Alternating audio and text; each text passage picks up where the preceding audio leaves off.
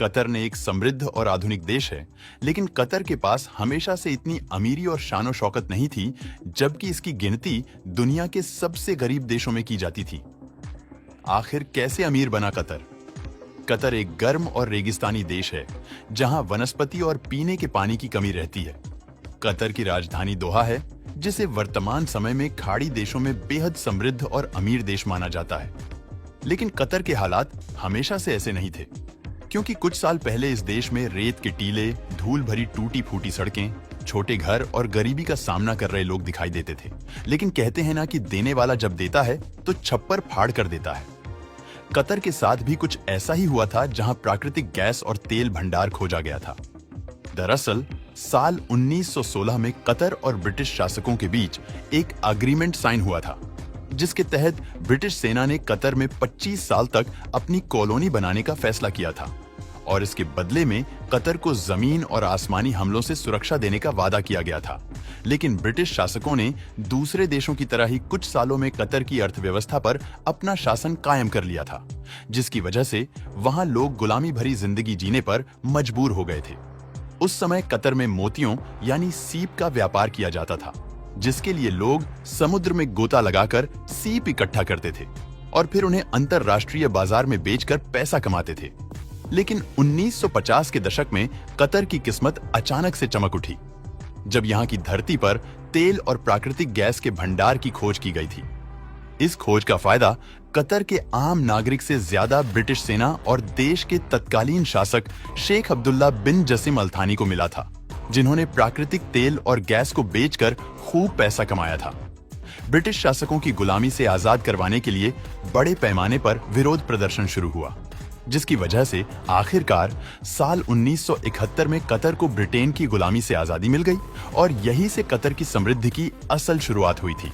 इसके बाद कतर में मछली, सीप और कच्चे तेल के व्यापार में तेजी आ गई थी, जिससे आम लोगों को फायदा मिलने लगा था। इससे पहले कतर में प्राकृतिक गैस का भंडार खोजा गया था, लेकिन 1970 के दशक में गैस का यूज ना के बराबर किया जाता था, जबकि कतर उन देशों से काफी ज्यादा दूर था जहां गैस का इस्तेमाल फ्यूल के रूप में किया जाता था। इतना ही नहीं, गैस को निकालने और फिर प्लांट तक ट्रांसफर करने के लिए बड़ी पाइपलाइन को बिछाना जरूरी था, जबकि इस पूरे काम में बहुत ज्यादा वक्त और पैसा खर्च होना था।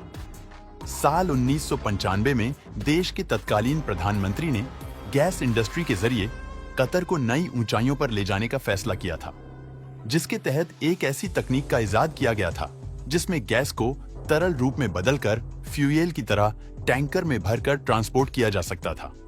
इस फैसले की वजह से कतर की किस्मत रातों रात बदल गई थी, क्योंकि प्राकृतिक गैस को फ्यूएल के रूप में कई देशों में यूज किया जाता है।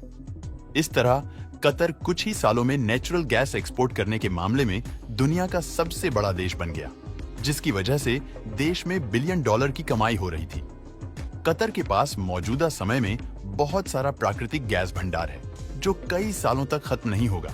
इसके साथ ही कतर ने अपनी इनकम को सिर्फ प्राकृतिक गैस तक ही सीमित नहीं किया है, बल्कि इस देश में प्रवासियों को आकर्षित करने के लिए लग्जरी स्टेडियम से लेकर बहुमंजिला इमारतें जैसे स्थल बनाए गए हैं।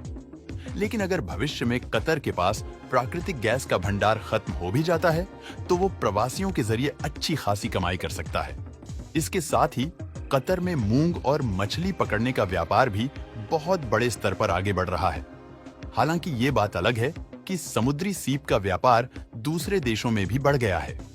इसकी वजह से अब कतर एकमात्र ऐसा देश नहीं है जो मोतियों का व्यापार करता है। कतर का कुल क्षेत्रफल 11,582 वर्ग किलोमीटर है, जिसकी आबादी 30 लाख के आसपास है। इस देश में हर तीसरा आदमी करोड़पति है, जिसकी सालाना इनकम भारतीय रुपयों में 95 लाख के आसपास होती है। इस हिसाब से देखा जाए तो कतर में अमेरिका, दुबई और सऊदी अरब के मुकाबले सबसे ज्यादा अमीर लोग रहते हैं। इस देश के लोगों का लाइफस्टाइल भी दूसरे देशों के मुकाबले काफी महंगा है, जो लग्जरी ब्रांड का यूज करते हैं और महंगी कार और अच्छे घरों में रहते हैं। कतर के लोगों को ये लाइफस्टाइल देने में यहाँ की सरकार का अहम रोल है। इस देश ने 50 साल के अंदर प्रगति करके कई खाड़ी देशों को पीछे छोड़ दिया है और वैश्विक स्तर पर अपनी एक नई पहचान स्थापित भी की है। अब तो आप समझ ही गए होंगे कि कतर कुछ ही सालों में इतना अमीर कैसे बन गया।